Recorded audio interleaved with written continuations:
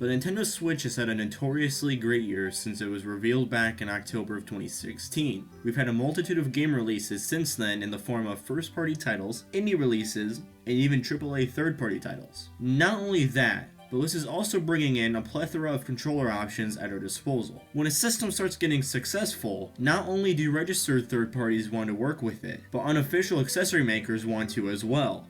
Some notorious examples of the past decade have been companies like Nyko and Mad Catz, with their goal at making inexpensive versions of products the main first party is producing. One company which aims to stay relevant in that part of the economy strives to achieve something different.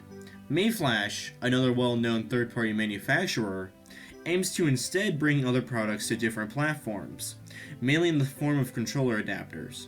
Just by going to their website, you can see the plethora of adapters they've made throughout their entire corporate lifespan. These adapters range from being able to use NES and SNES controllers on the Wii, PS2 controllers on the GameCube, and even a replica of the official GameCube adapter for Wii U that was released by Nintendo back in 2014. The adapter we're going to look at today is dubbed the Magic NS. This little USB dongle allows gamers to use PS4 controllers, PS3 controllers, wired Xbox 360 controllers, Xbox One controllers, and Wii U Pro controllers on the Nintendo Switch, as well as PC. It takes advantage of a feature added in Switch Firmware Update 3.0 that allows you to connect a Switch Pro controller directly into the system via USB. Interestingly, the adapter has Bluetooth built into it, allowing for wireless connectivity with these controllers. So, the only controllers you really have to use cables with are wired Xbox 360 controllers and non-Bluetooth Xbox One controllers.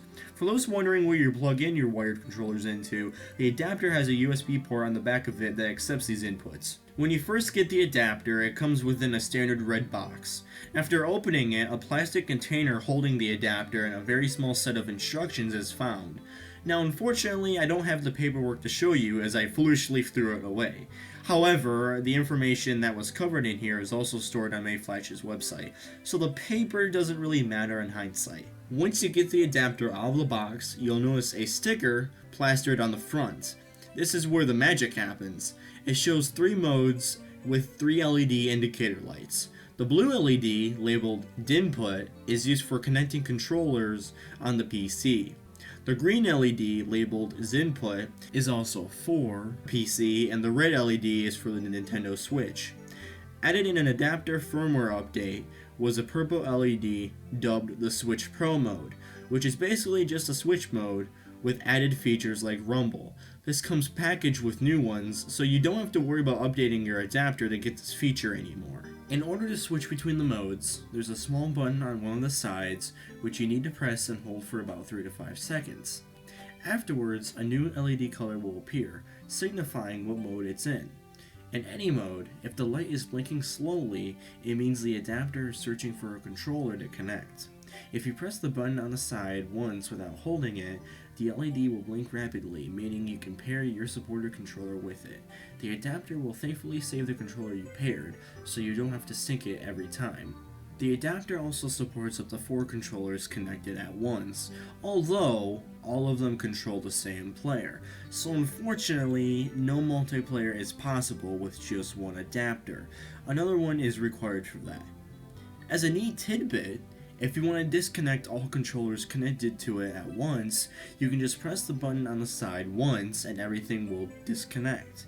You can tell as the light would have gone from a solid color to a slow blinking light. In my time using the adapter, I have been primarily using a Wii U Pro controller and not any of the other supported controllers. However, the connectivity process should be the same regardless of controller. When using the Pro controller, everything feels as it should. Buttons are responsive, input lag is at a bare minimum. I even checked to see the analog sensitivity within the calibrations menu, and everything seemed fine. Everything down to the controller inputs is as it should be.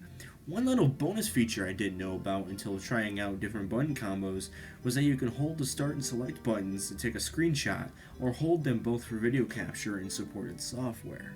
Within the Switch Pro mode, I tried out some of the rumble features, and at first I did have some rumble issues where my controller would rumble non-stop, and the only way it would stop is by disconnecting the adapter. Luckily, this was fixed with a firmware update off of Mayflash's website. So just download the latest update for the adapter off the site, extract the contents via 7-zip or WinRAR, and apply it by plugging in the adapter into your PC. After applying the update, the rumble works substantially fine. Now, of course, there is one caveat to all of this. Nintendo Switch Pro controllers use Nintendo's own HD Rumble rather than standard Rumble.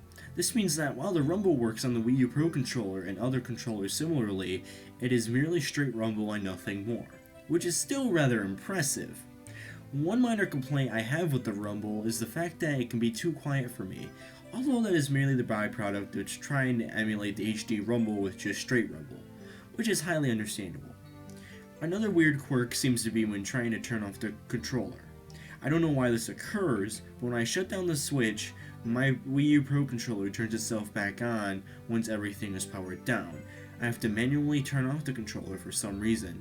I guess you could say my controller has a mind of its own, or it could be haunted. Man, I'm playing too much Luigi's Mansion. As a little gag joke, I decided to connect the Switch Pro controller to the Switch through the adapter instead of the native Bluetooth housed within the Switch itself. Suffice to say, it actually worked as expected. It still felt like how the Switch Pro controller normally would, with the only difference being no HD Rumble for reasons we explained earlier. I even hooked up the Joy-Cons via the adapter for fun, and while the direction and face buttons worked well, the analog sticks didn't work, nor did the rumble, meaning that while redundant, there is a downside to playing the Joy-Cons on the adapter through the Switch, meaning native connectivity is king. Now let's talk about the adapter itself. How's the build quality? Well, it's definitely okay and passable. While I never recommend dropping this on the floor repeatedly or slamming it against anything, it's something that will at least stay together. Plus, the type of plastic they use was most likely chosen so the LED light can show through it. Also, I put the USB port in the back for a test to see how it grips on anything, and it's mostly fine. There was a couple of times where I had to apply more force, but not anything too substantial to where there's a risk breaking anything. A great benefit in my eyes for the adapter is form factor. You can easily fit it in the back of the dock if you have the official Nintendo dock. It makes it hidden from public eye and might even make your setup look better. The button that exists on the left side of the device is what really makes this thing tick. And while the button works very well at what it does, there was a couple of times I could barely press it due to it being very small and too flush with the device. You almost gotta have long fingernails or some patience to get to that button. It can get even worse when you're trying to hold it as well. Thankfully, once you do access it, the functionality is stupendous and smooth sailing. Overall, on the Nintendo Switch side of things, it's definitely a good device to buy. Now normally, this is where we would have wrapped it up, but this adapter isn't just for Switch as I've said earlier. This bad boy works on all sorts of other devices, mainly the PC. But my curiosity got the best of me, and I decided to try this adapter on my Wii U. Now the Wii U doesn't have native USB input, only in two Wii U titles, being Pokken Tournament and Super Smash Bros. For Wii U, so I had to rely on unofficially licensed software called HID to VPad, which translates USB inputs into Pro Controller and Gamepad inputs. I can sadly confirm that even with this software it doesn't work. Even if this was redundant, I tried connecting the Wii U Pro Controller to this adapter through the Wii U, and even tried the Switch Pro Controller. Unfortunately, the program thought I was pressing both analog sticks and the D-pad constantly, which rendered the rest of the inputs useless. Now, I heard that you could possibly generate a file to make this work if you put in the time, so it could possibly work with a little bit more effort and knowledge on HID controllers. So I might update the description in the comments section to let anyone know I got it to work or not. With the Wii U pretty much out of the way, I tried out the PC functionality in input mode with the adapter. I first played Sonic 2 HD with the Wii U Pro Controller, and just like with the Switch, everything felt like it should. Controls felt responsive, and I had no problem moving Sonic around.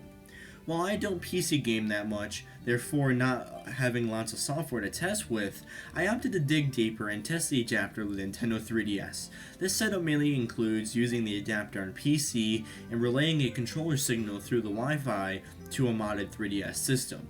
The first game I tried with the Wii U Pro Controller was Smash 3DS. The game felt smooth to play and felt great to move around in. The only complaint I have is the fact that trying to dash after a move gets stuck sometimes, which can severely mess you up. However, this time, this could possibly be more attributed to the software rather than the adapter itself. I also managed to play Super Mario 3D Land, which didn't have any issues whatsoever. The game felt as if you were playing on an actual 3DS.